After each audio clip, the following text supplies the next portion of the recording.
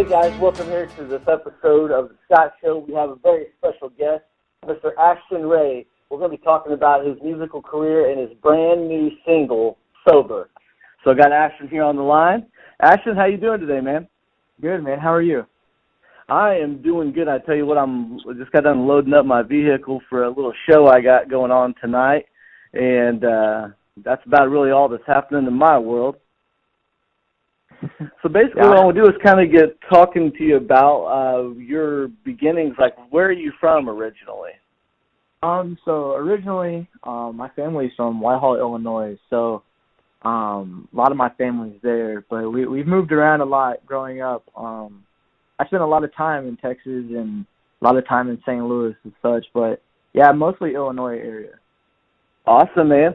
Well, I heard you say Whitehall, and I had talked to you earlier a couple days ago, and mentioned that I asked you if your dad's name was Chris, and it is, and told you that he was my boss at my very first job at Hardees there in Whitehall. I was a crew member making them thick burgers, man. yeah, that's my dad, man. That's my dad. He's a great guy.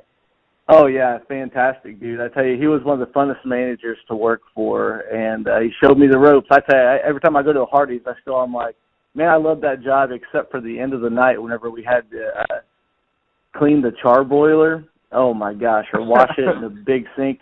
Oh, I despise that, but thank God that I don't do that anymore. And shout out to you guys out there that if you guys are out there cleaning char boilers, I feel you. I feel bad for y'all. I tell you, you got to make a buck in this world, though, let me tell you. So let's get on here with talking about your music and everything. You got your new single, Sober, that's out right now on all streaming platforms, Spotify, Apple Music, Amazon Music, all over the place. Anywhere where you can get music at, streaming it, it's there. Yeah. And so basically I want to talk about where, maybe like in your childhood, or when did you kind of get interested in singing, writing, and just wanting to do this? Yeah, man. So in high school, I actually did music in high school. I was in a show choir and everything else. Just out of one random day, I posted a video on Facebook actually, and it got a lot of hype and attention from me, from the kids in high school, and yeah, it just started from there. Basically, just like a lot of people were like, "Yo, you're really good. Like, why don't you just keep doing this?" And I did it all throughout high school, and eventually, I just stopped. Eventually you get to that age where you just need to progress in life, and you got to do what you got to do. And so I got my own place, got a girlfriend, and everything else, and just didn't have the time. And yeah, now I'm in college and doing it now, and the hype is really real around here in my college town. Everybody's loving the song, and it's progressing and going everywhere. It's going like wildfire, honestly. That is awesome. I'm glad to hear that, man. That's actually how I came into your music, was through your cousin. Is Clayton your cousin? He's my uncle, yeah. He's your uncle, yes.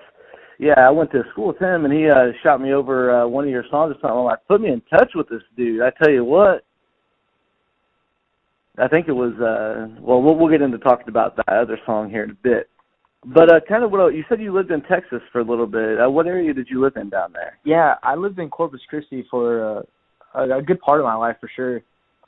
We moved back and forth from Illinois to Texas to St. Louis and such. I guess my parents could never really figure out where they wanted to be, but yeah, I lived in Texas for a good part of my life. I would say a good chunk of it, for sure. Yeah, I've been to Corpus Christi one time actually. Back in the day, I used to be like a solo indie acoustic pop rock artist, I guess you'd call it. And I went on a couple tours, and Corpus Christi ended up being one of the dates that we hit. And it was a different world back then. Like, it was like I was the only act in my genre playing, and it was a bunch of metal bands from the area playing. And it was in some back room of this butcher shop. I just remember that vaguely. I remember that we had to pay a permit fee. We camped out on the beach in Corpus Christi. I forget what that beach is called. It's called North Beach. Yeah, North Beach. Yeah. So Corpus Christi's wild, man. The music scene there is so crazy. I mean, it's so different. There's a big genre of rap music that people love, but there's also really hard metal, and people collide together, and it's just like, it's not what you normally see. It's like, where am I? And right. yeah, like where I live now, I live in Kansas City area now, and like the genre out here that's really popping that I've noticed is like more like the EDM, and yeah, it's just wild. Like every city's different, and like it's just, that's something like super interesting. Yeah, I definitely agree with you there. It's like in every city that's kind of known for something, like say like Nashville, it's like most people hear of Nashville, Tennessee, they think automatically country music because it is the home of country music. But that's not to say that there is not a thriving like rap, hip hop, and rock scene going on out there, because there is, you know. And a lot of musicians, even like say Seattle, Washington, you know, is known for more like grunge rock and a rock scene.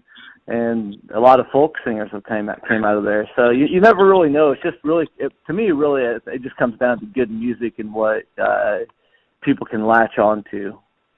Yeah, for sure. So now that you're up there in Kansas City, you said you're in college. What are you studying up there? Yeah, man. So I go to the University of Central Missouri. I think the other day when we were talking, I was an aviation major. I literally just switched my major to last night on like a spontaneous choice. So yeah, that's new to me. But yeah, my new major honestly is I'm the Bachelor of Music Science. So I'm doing basically a music producer. Yeah. Well, dude, you'll get to learn a lot there. I mean, that's gonna do nothing but help you as an artist yourself. Yeah, I'm excited. Like, I literally just did it last night at like 11 o'clock at night, and it was, I was debating, like, do I want to do this? Like, I'm already a sophomore, like, I don't really want to redo some classes, but at the same time, like, I think it's something that would interest me more and, like, drive me to want to go to school. And, so yeah, then my new major is going to be basically a music producer, and I'm minoring in music law. Dude, oh man, that's another big thing. That's one thing. A lot of artists will ask me, like, to just starting out, like, how to, like, do I copyright every song? Do I copyright an album? What do I do? So you're already gonna, I mean, you're gonna get on the ground level and be able to know that stuff, and that is a huge, huge advantage to a young artist. Yeah, I'm definitely super excited. Like, I've always told myself, like, you know, especially like last night when I was talking to myself about it, I was like, you know, if, you know, later down the road, whenever I finish doing this music stuff for myself, you know, like, I feel like you can only be an artist for so long. And, you know, eventually I can take those, you know, connections or what I learned in school and become maybe like an A&R for like a label or, you know, something like that. You can even start your own business. I mean, there's tons of avenues, especially in this day and age of the music business. It's in such an influx of change. You know, no longer, like, do you absolutely need a record label to make a career for yourself? Right. But I mean, having a label definitely does not hurt. It just makes it work harder for you. Yeah. It definitely, like, having a label there for you, it definitely helps, yeah, for sure. But I agree, like, I've seen so many, you know, independent artists, like, make just as much money or just as big as, you know, fan base as an artist that has a label. Right. Let's get to talking about your brand new single, Sober. Where was it recorded at? And then we'll talk about the songwriting process after that. Yeah, so Sober was, it was recorded out in Denver, Colorado. It was at a studio called Side 3 Studios. The studio atmosphere out there was amazing. I mean, the guy that engineered my song, Andy, is an amazing guy.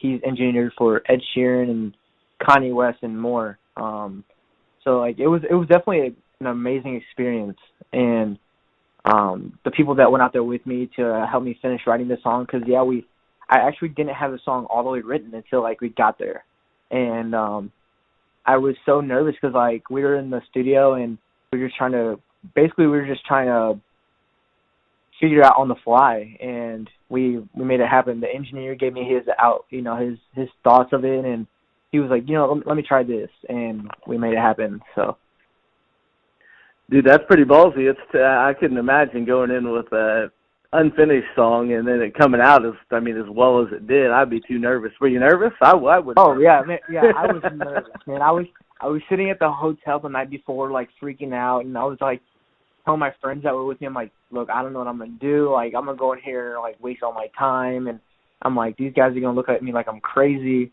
I was like, they're not gonna like take me serious, but yeah, we did it. It turned out to be something like way better than expected. So was this your first time in the pro studio? Yeah, this is my first time in like a professional setting. Yeah. I've been to like some like, you know, studios, like some in KC and such in St. Louis, but this is like the first one that's like professional setting that's worked with like, they have like accommodations with like labels and stuff. So going in there, you know, with them working with like Atlantic and Def Jam and Capitol Records and stuff like that, like that's where their main artists go to. So it's like, it's cool knowing that I recorded in the same room as, you know, Machine Gun Kelly or Ed Sheeran or Justin Bieber. Right. So those guys definitely knew what they were doing, man. I tell you, I loved how polished the track ended up coming out. It was, I mean, fantastic. I appreciate it. Thank you. Yeah, it's definitely a different experience whenever you get to go into a pro studio for the first time, because it's like, all right, it becomes even realer, you know? Yeah, for sure. And it's cool to like, you know, like pick their head a little bit because, you know, they've heard it all. You know, they've heard every single artist that's out there. You know, they've worked with multiple kind of genres, and so they know where you're coming from. Like, they know what you're expecting, they know what you want. And the big thing is like what I tell all these, you know, artists that have been reaching out to me like in my local area is, you know, they're like, oh, how'd you get your song sounding so good and stuff like that. And I told them all the same thing, is that you get what you pay for. You know, like, yes. you work hard and you work for the best, you know, outcome, or you're going to not work hard at all and let it come out not as good. I agree with you 100% there, man. And I told people the same thing. They're like, well, I don't want to spend the extra, you know, if it may even come down to something as small as like an extra $300 to go to another place. I'm like, you know, we'll push the idea of the release, because everybody's in such a hurry. Sometimes it's worth that time and the extra money to get that polished product. Oh, for sure. Like I waited a long time to drop Sober. Like I was writing Sober for a while, and I kind of like pushed it away because I didn't know if like I wanted to drop it or not. And just because it was more one of those songs that like has a lot of meaning behind it and like a lot of feeling. And I'm one of those type of people that I was like, I'm scared to show my feelings. So it's like, I really didn't want to be that person of judgment. And I didn't want people to think of me different because of past experiences. So it's like, I was so skeptical of like dropping this song, but we did it anyway. So I'm glad I did. It's definitely a very bold song for sure. Yeah, it really is. I agree with you, though, there. It is tough whenever, especially if you write something that's so personal to you as a person. You know, it's like you're putting it out there for strangers to hear, but sometimes, as I'm sure you found, there's some people, you'll find that people relate to it, and that helps draw the connection to your fan base even more. But, I mean, that's the whole thing that's beautiful about this music industry, is you can make yourself vulnerable and connect to people and be able to monetize that and then build a whole empire on it if you want to. Yeah, for sure. So let's talk about the songwriting process and the actual lyrical content of that. Was you pretty much write all your own stuff, or do you co-write or what? Yeah, I write all my own stuff. With this song, I had a little help, like I said, with the engineer and one of my buddies that went with me. His name is Reese. We wrote the song Sober. We finished out the Sober. And, yeah, overall, like, I write my own music. Like, all the verse and chorus and such was, you know, written by me. Yeah, the writing process was, you know, was very unique. It was more for, like, a past experience, you know, and stuff that has happened to me in my past and other people's past. Like, I posted on, you know, Snapchat and stuff and wanted to get other people's opinions or like their thoughts of, you know, if they ever felt depressed or stressed out or such. And a lot of people reached out back to me, and I basically took all those feelings and put it into one song, and basically just, you know, to relate to everybody that's listening to the song. Like, you're not alone, for sure, you know. I agree, man. That's an important message, that folks that are going through, say, a hard time, they do feel alone. I mean, I've been there. You've been there a lot. I mean, a lot of people have been there, but it's such a common thread that we all share. But it doesn't. It still to this day does not get talked about enough. And it's good to have music as a connecting force for us all to come together. You know, that's one thing that drew me to music was just that there's a community in music of all genres. Yeah, for sure. Yeah, I agree. I mean, like, if it wasn't for music, like, I definitely don't know where I would be, like, me personally. Like, music definitely makes it easier for me to wake up every day and do what I do, so. I hear you, man. Well, so as far as talking about producers and stuff, the thing popped in my head of I'm working on recording my next upcoming release.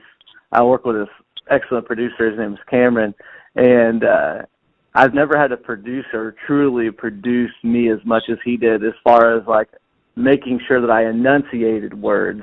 Because I sometimes you get more relaxed in singing the song, especially after you sang it, you know, hundreds of times, you know, and then you're in the studio and you're singing it another 100 times, you know.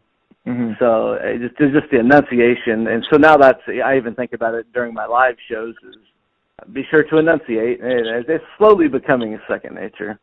Yeah. And the funny thing is that Andy did the same thing. Like, we were sitting in there recording, and he would do the same thing. Like, he'd be like, nope, let's redo that part again. Or, nope, let's go back and do this again. You know, like, mm-hmm. you're not saying it right, or it's not coming out right. I hear you. Now, as far as the music side of it, the beats and everything, did you do that, or was that produced for the song, or kind of how did that come about? Yeah, so the beat was actually produced for the song. I didn't make that beat. I wish I did. It's pretty clever and pretty smooth. So, but yeah, that beat was made for the song, like, specifically. Awesome. Now let's talk a little bit about what are some of your musical influences, past, present. Some of my influences, definitely John Mayer, big kind of guy. I mean, I love John Mayer, with it being, you know, his lyrics to his musical side of things. He was one of my first, like, live concerts, so it's like I really took in everything that he's, like, presented, and either as an artist or just as a person in general. I would say some other, you know, like, influences. I would say, like, you know, Black Bear is a big influence of mine. He's a really good friend of mine. I definitely take in a lot of stuff that he's done in his past, like, with him to where he is now. Like, he started from nothing, you know, grew up as an artist, and he's always, you know, saying, like, you know, it's going to take time. It's not just going to come overnight. And, like, you just got to keep going. But yeah, he's definitely a big influence of mine. Shout out to Matt. And another big influence would be, like, you know, Jeremy Zucker. Mm-hmm. Jeremy Zucker is a big influence of mine. Like, his vibe is just amazing. And it to me, one thing that going back to John Mayer, what you were talking about, it seems like a lot of people I talk to, whether they're a country artist, R&B, hip hop, rock band, almost everybody likes John Mayer's stuff or can connect to it or had a moment in time like where that's what they were into. Yeah, and for sure. You said you saw him live. You saw him live. I've seen him live one time as well, and it is an experience. And he could play songs. He played. I mean, there was probably 6 songs he played that I didn't recall out of his whole show. That may have been old tracks from an old album that I didn't remember or something. But it was all just still fantastic and true artistry, which is hard to find these days sometimes. Yeah, it definitely is. And so as far as Sober goes, see, it's been out now for, as of this recording, for about almost a week, right? Yeah, it dropped last Thursday. Yep. So what made you choose that date? Or was that just kind of a random thing, or was it picked for a reason? Honestly, it was just like a random thing. I was just sitting in my room one day, and I was like, all right, I need to pick a date that I want to drop this song. And this was like back in like May, and I was just like, I want to have enough time to like produce it right and engineer it right and stuff like that. And yeah, August 1st came out and like just randomly. It was just like, no, let's just do it August 1st. I just posted it up. I was like, yeah, it's gonna be up August 1st. Like, just no thought or anything. Just, yep, August 1st. Yeah, hey, sometimes if the right feeling's there, it's a good time to pull the trigger. Yeah. I also wanted to talk to you a little bit about The Voice. I knew you had tried out for The Voice at one point in the past. What was that experience like? Yeah, so The Voice was very, it was a great experience. I can't say it wasn't. I mean, it was very long experience. I mean, right. Yeah, me and my mom, we went to Shea-Fetz Arena, and we did the whole The Voice thing there, and then me and my uncle, we went to Oklahoma City and did The Voice stuff there as well, and it's a long process. It's not like what everybody thinks it is, you know, and it's not like you hop in front of the judges and you do your thing. No, it's a completely like months on months type of, you know, experience type stuff, and the wait is ridiculous long, and so yeah, it's a process. It's not a hop in and out type stuff. It's a long day ahead of you if you're planning on doing something like that. A lot of waiting. Yeah, exactly. A lot of waiting. Awesome, man. Let's talk a little bit about getting to know you a little bit better. Let's talk about maybe what your favorite sports teams are. Yeah, so my favorite sports teams, I'm a big Houston Texans and Houston Astros fan. Love my Houston teams. A lot of my fraternity brothers here at school, they tend to talk a little smack, but it's okay. You know, we know who's better on top. But but yeah, overall, I'm a really big, you know, Houston fan overall. Like with it being basketball, baseball, or football. Oh yeah, I love the Dallas Stars hockey. Shout out to the Blues though. You know, they won the cup. You know, I've heard it all. It's okay. But, yeah, it's still cool to see, even if you're not a huge fan of a team like that that's never won it, to finally do it. Yeah, I agree. Yeah, I'm happy they won. I mean, I'm glad it was them over, you know, somebody else. But yeah, I've heard it all so far about, you know, the Stars being knocked out by the Blues and stuff. But you know, it's okay. There's always next year. Yeah, that's right. That's the beautiful thing about sports, is it always comes back around. Yeah, I agree. I can't wait for it to come back. So there are a lot of, since you live close to Kansas City, are there like just a sea of Kansas City Chiefs fans surrounding you? Oh man, yes. Especially now more than ever, I'm sure. Oh God, yes. There's so many Chiefs fans. It's crazy. Like, I would say 95% of, you know, the community where I live is Chiefs fans. Mhm.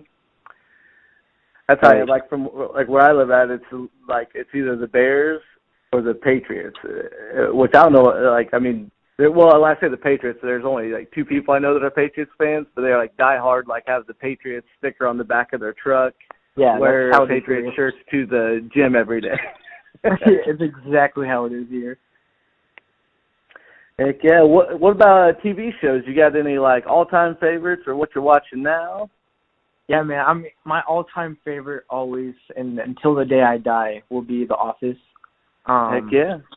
I watch that show, pretty religiously, you know, and I would say that I've taken a lot of traits from a lot of the characters on that show, so I definitely look up to that show a lot. Yeah, I guess that's like really the only TV show I ever like really watched. Heck yeah, that's not a bad option, let me tell you. Yeah, I'm pretty sad they're taking it off Netflix, but hey, we just got to go out and buy the DVDs. That's it. So. That's right, man. I tell you, I still buy DVDs every once in a while for like stuff that I really like, which is like basically stand-up comedy or wrestling. Yeah, I love stand-up comedy a lot. Yeah, who's your favorite? What would you say? Favorite stand-up comedian? Man, I would say Kevin Hart, but I've also been watching a lot of this dude lately too. His name is Trevor Wallace. And he's so funny. Yeah, Trevor Wallace, yes. Yeah, he's hilarious, dude. Like, I actually just, like, I watched, like, 2 hours of him last night. It was the funniest stuff. Yeah, Trevor Wallace is great. And Kevin Hart or Adam Sandler, I love those guys. You can't go wrong with Adam Sandler. Oh, no, you definitely. Growing up, my dad put me on, like, Larry the Cable Guy. And, like... Oh, yes. So that was always a big one for me, like, growing up, too. I tell you, whenever he first like really just like went like true mainstream, I'm sure you saw it. I mean, the Get Her Done stickers, Yeah. T-shirts. I mean, it was everywhere. Everywhere. Yeah, he probably didn't have trouble paying his light bill after that. Oh, guaranteed. Awesome, man. What's your all-time favorite movie, if you had to say? Like I said, I'm a really big Adam Sandler guy. So like anything with Adam Sandler in it, maybe like Waterboy or Happy Gilmore. Yeah. I also like Will Ferrell a lot too. So like Step Brothers is always a great one for me.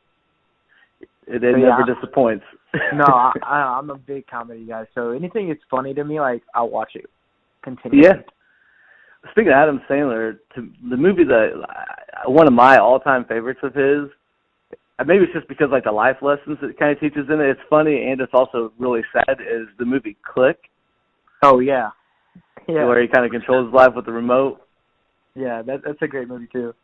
There's so many life lessons in that. Just basically to enjoy the time that you're spending with your family, and don't be so selfish all the time. Yeah, for sure. Heck yeah. So what's your social media handles and where can people find you at? Yeah, man, so I'm on every major platform with music, with it being Spotify, Apple Music, YouTube, and such. Instagram, really, I'm pretty active on Instagram, I would say. I'll have to follow you on there. I don't think I'm following you on there. I'll do that right after this call. Yeah, my Instagram handle is Ray Ashten, RayAshten, Mm-hmm. and then pretty active on Snapchat and everything else. But yeah, my Twitter handle is Ashten Ray, and then Snapchat's Ashten_Ray. Heck yeah, so you folks be sure you go out there and follow him. So what about as far as a follow-up to Sober, do you have anything in the works? Yeah, man, I recorded another song when I was out in Denver. This song called L.A., and it's more of like an upbeat song. It's not as sad. It won't get people in their feelings, but it's definitely going to be a great song to replace. That the hype. After L.A. is kind of like dying down a little bit, and bring something else out. Yeah. And that song is super catchy. That was the first little snippet I heard of anything you'd done prior to even getting in contact with you. And shout out to your Uncle Clayton for tying this bridge together so we can have you on here, man. Yeah, shout out to Clayton. Well, once LA comes out, we'll have you back on here, and maybe we'll talk about how good the Houston Texans are doing. I'm going to try to get Lamar Miller on my fantasy football team in the middle of the draft if I can here in a couple of weeks. Sure, that's a good pick right there. Heck yeah, it is. He's solid. I tell you, people always think I'm crazy every year for taking him. He gets the workload. He may not get 100 yards every game, but he's solid. He had a good finish of the year last year. Yeah, he did. I agree. Heck yeah. All right, brother. Well, I'll let you get back to your business, and I appreciate your time, and best of luck to you from here on out to the future, man. Yes, sir, man. Hey, I appreciate you for bringing me on. Yeah, no problem. We'll catch you soon. Yes, sir. Later. All right. Bye-bye. I want to give a big shout out to Ashten for coming on here. It was a great time talking to him, and you guys should go check him out. His new single is called Sober, and it's Ashten Ray. That's Ashten, no O, and Ray, R-A-Y. And this is The Scott Show, and I appreciate you all for coming on here. We'll catch y'all soon. Bye. Always constant light in you, made me feel dead inside when you said that I was the one. I just wanna be sober.